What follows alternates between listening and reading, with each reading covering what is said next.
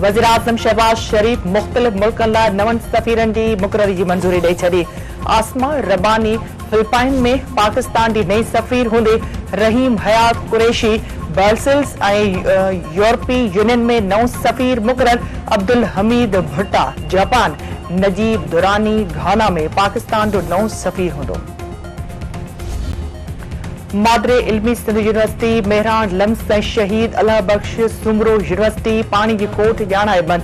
Mehran university इंतजामिया तरफ़ां 13 February खां 2 हफ़्तनि लाइ ऑनलाइन क्लास वठण जो ऐलान करे छॾियो। सिंध यूनिवर्सिटी बि 20 जनवरी ते खुली न सघंदे 15 फरवरी ताईं ऑनलाइन क्लास वठण जो फ़ैसिलो। शहीद अल्लाह बख्श आर्ट यूनिवर्सिटी खे बि 2 हफ़्तनि लाइ बंद रखण जो ऐलान।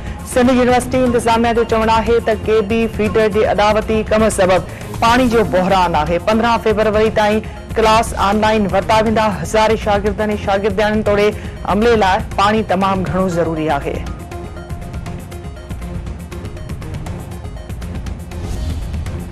बागड़िजी जे महर ऐं घुमरा बिरादरीअ में खूनी तकरार जो निबेरो। ॿिन्ही धुरनि मथां सख़्त खून साबित थियण ते 1 करोड़ 58 लख रुपया ॾंड।